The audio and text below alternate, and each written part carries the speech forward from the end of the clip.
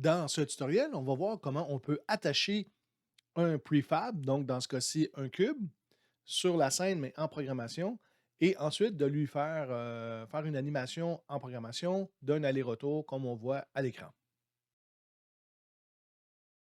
Pour commencer, je vous présente un peu mon projet. J'ai créé un sol ici, c'est un plane que simplement que j'ai laissé à la position 0, 0, 0.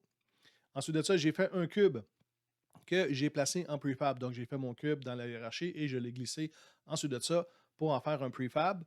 Et j'ai déjà créé un script qui s'appelle Game Manager dans lequel je vais aller travailler. Mais pour que ce script-là soit compris dans ma scène, je vais aller ici me créer un empty object et je vais le nommer Game Manager.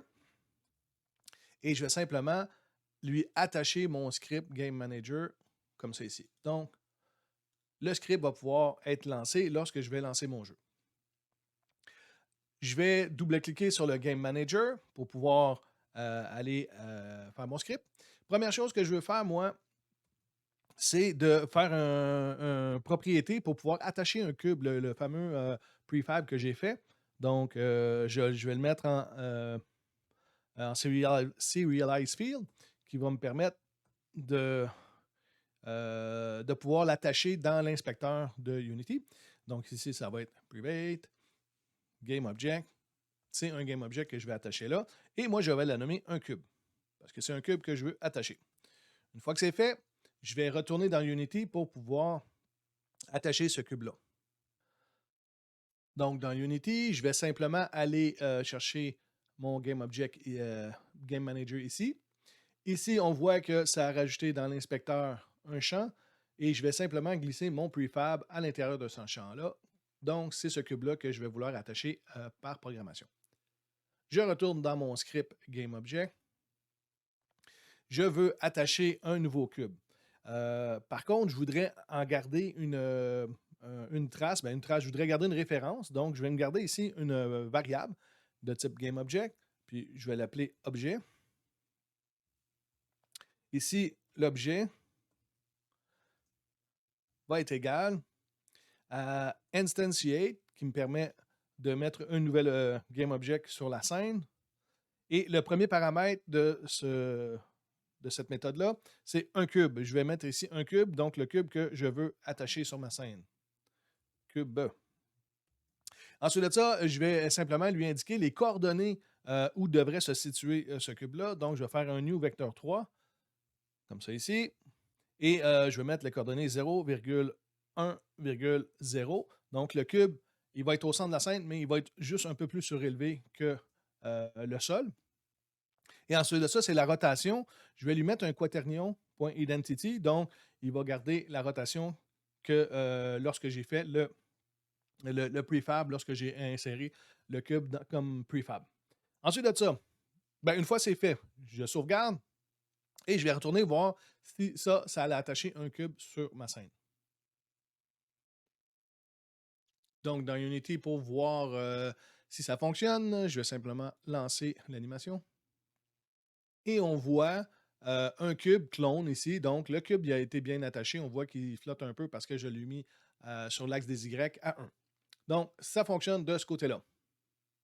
Ensuite de ça, je voudrais le faire monter et descendre, ce cube-là. Pour réaliser ça, en réalité, l'animation, je ne vais pas le faire dans le Game Manager, je vais le faire dans un nouveau script. Ce script-là, je vais en créer un et je vais l'appeler, mettons, aller-retour. Comme ça ici. Et je vais simplement aller programmer le aller-retour là-dedans. Dans le script d'aller-retour, première chose, je vais commencer à me faire des propriétés. Première propriété, je vais la mettre publique, comme ça je pourrais toujours changer, c'est la vitesse. Je pourrais toujours changer sa vitesse si je veux par la suite dans mon Game Manager. Donc, je vais l'appeler vitesse déplacement est égal, et puis par défaut, je vais lui donner 1. Et comme c'est un float, je vais mettre le F. Deuxièmement, je vais lui donner un point de départ. Ce point de départ-là, je vais le mettre private parce que je ne veux pas, ça va être les coordonnées de départ du cube. Donc, quand je l'ai fabriqué, quand je l'ai mis sur la scène, c'est là que je vais prendre ça. Donc, c'est un vecteur 3, OK? C'est les coordonnées de départ. Et bon, je vais l'appeler point départ. Et j'en ai besoin d'une deuxième qui est le point d'arrivée, en fin de compte, où est-ce que je vais aller avec ce cube-là. Et là, ben, elle, je vais la mettre publique parce que je vais pouvoir, justement, dans mon Game Manager, pouvoir changer le point d'arrivée de ce cube. Point d'arrivée, point arrivé. Ensuite de ça, dans le start, je voudrais, moi, prendre les coordonnées de départ. Donc, moi, mes coordonnées de départ, c'est vecteur 0, 1, 0. Mais si jamais, dans le Game Manager, je modifie les coordonnées ici, ben, je voudrais bien qu'ils se reflètent automatiquement dans mon point de départ ici. Donc, je vais ici simplement faire point de départ est égal. Et là, ben, je vais aller prendre les coordonnées. Ce script-là, ici, je vais l'attacher sur mon cube. Donc, j'ai le droit ici de prendre transform. OK? Ce transform-là va appartenir à mon cube. Et dans un transform, on sait qu'on a la position, la rotation et le scale, donc pouvoir agrandir. Donc, ici, et je vais aller chercher position. De cette façon-là. Donc, automatiquement, mon point de départ, ben, lui, il va être égal à la position ici. Ensuite de ça, dans le update ici, je voudrais, moi, utiliser une méthode qui s'appelle lerp. Donc, je vais prendre ici transform, point position. Donc, ça, c'est encore là le cube qui va. Le script va être attaché sur mon cube. Donc, le transform appartient au cube. Et lui, je vais lui dire c'est égal. Et on a sur le vecteur 3 une méthode qui s'appelle lerp. Comme c'est. Le premier paramètre du lerp, si on peut le voir, c'est le point A, donc le point de départ. Donc, on va laisser dire OK, je veux commencer à cette coordonnée-là. Le deuxième, c'est le point d'arrivée. Et le troisième, c'est en réalité le temps qu'on a entre. En fin de compte, la position pour la transition entre le point A et le point B. Si je mets 0 ici, ben c'est le point de départ. Mon objet va être sur le point de départ. Si je mets 1 ici, ben, l'objet va être au point d'arrivée. Bon, si je mets 0.5, ben, en réalité, ce qui va arriver, ça va être 0.5 comme ça ici. Ce qui va arriver, c'est qu'il va être entre le point de départ et le point d'arrivée. Donc, on peut faire toutes les transitions comme ça ici qu'on veut. Moi, ce que j'ai besoin, c'est ici d'avoir une variable qui va varier et qui va pouvoir changer avec le temps. On est dans le update. Donc, ici, juste avant, je vais me créer une variable, une float. Je vais l'appeler temps. Et je vais faire égal. Et là, je vais aller chercher une fonction mathématique. Donc, mathf. Et la fonction s'appelle ping-pong. Ping-pong. Premier paramètre, c'est en fin de compte une donnée qui va varier dans le temps. Et une des données qui pourrait varier dans le temps, ben, c'est le temps, justement. Time, point, time. Donc, on va lui donner le temps qui va toujours varier et qui monte. Le temps va toujours monter de plus en plus lorsque l'animation va avancer. Et ça, je vais le multiplier par ma vitesse. Comme ça, ben, moi, je vais pouvoir indiquer si je veux que le déplacement se fasse plus rapidement ou moins rapidement de cette façon-là. Et le deuxième, ben, c'est en fin de compte, c'est l'écart que je veux. Si je mettais 10 ici, ben, j'aurais un chiffre qui me sortirait entre 0 et 10. Plus le temps va avancer, plus je vais aller 1, 2, 3, ça va aller jusqu'à 10. Et quand je vais être rendu à 10, ben, le ping-pong, c'est ça qui est agréable avec ça, c'est qu'il va redescendre. Il va faire 10, 9, 8, 7, 6, 5, 4 jusqu'à 0. Donc, ça va me donner des chiffres, en fin de compte, un float qui va évoluer. Moi, dans mon cas, ici, je vais lui dire 1. Pourquoi? Parce que ici, ça va de 0 à 1. Je ne veux pas aller chercher jusqu'à 10 dans ce cas-ci. Je vais aller de 0 à 1. Et ici, je vais simplement passer le temps. Donc, mon math ping-pong, lui, il va calculer avec le temps. Comme le temps avance, il va me calculer mon chiffre de 0 à 1, donc 0,1, 0,2, il va monter jusqu'à 1 et rendu à 1, ben, il va redescendre. Donc, on va pouvoir avoir une variable ici avec entre 0 et 1. Et mon LERP, ben, en fin de compte, je vais lui passer et automatiquement, le point de départ et le point d'arrivée va pouvoir être modifié. J'ai mon script ici qui fonctionne, mais ce script-là n'est pas attaché sur rien présentement. Parce que le prefab que j'ai fait, ce n'était qu'un cube. Je n'ai pas attaché ce script-là sur le cube.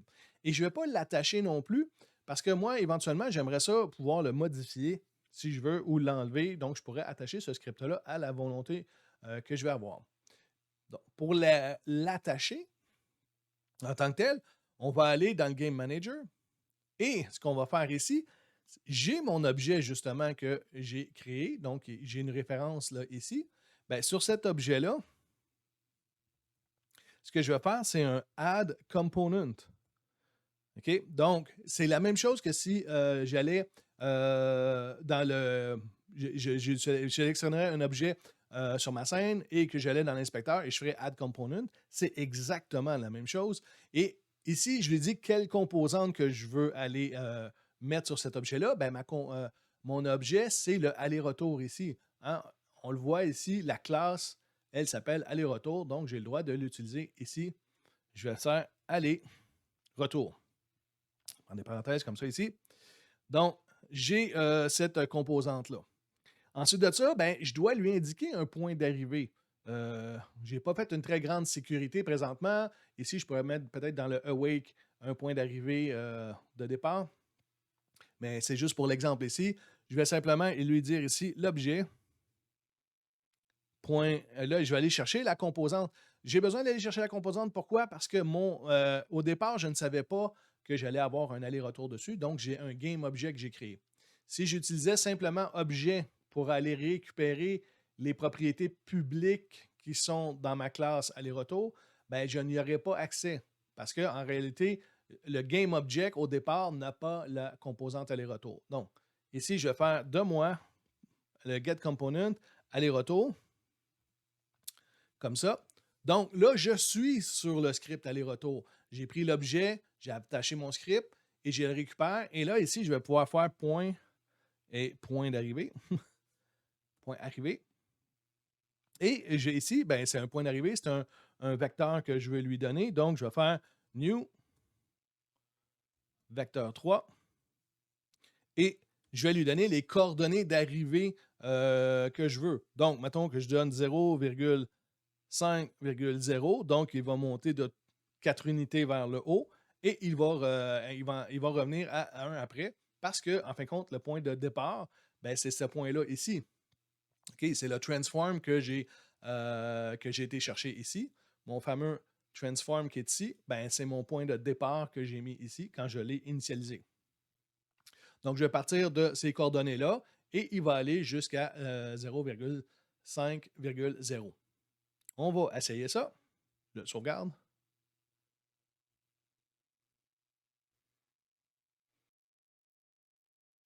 Donc, je lance mon animation. On voit bien que mon cube monte et descend. Si je m'en viens voir dans ma hiérarchie, j'ai un cube clone, donc ça veut dire qu'il a été attaché par programmation. Je m'en viens cliquer dessus et je vois que j'ai mon script aller-retour et j'ai mon point d'arrivée ici et ma vitesse. Éventuellement, je pourrais augmenter la vitesse si je veux que l'animation aille un petit peu plus vite. Donc, juste pour faire des tests. Je pourrais même changer l'axe des X. Donc, il va faire un aller-retour sur des axes différents. Donc, je pourrais ici faire les coordonnées que je veux et après ça, les remettre dans mon script comme je veux. Donc, on voit bien qu'on peut attacher des scripts. On peut attacher un objet et lui mettre par la suite un script pour pouvoir l'animer ou créer des actions avec ce game object-là par programmation. Donc, on a un cube qui est apparu à l'écran, même si je ne l'avais pas mis dans la hiérarchie. Qu'est-ce que je peux faire pour si j'en veux plus qu'un? Ben, je peux aller dans les scripts. En réalité, je reprends ces 3 lignes de code-là. Et j'ai tout simplement à mettre d'autres coordonnées. Je peux mettre un nouveau cube à peut-être 3. Bon, si je mets, mettons, moins 2, moins 2,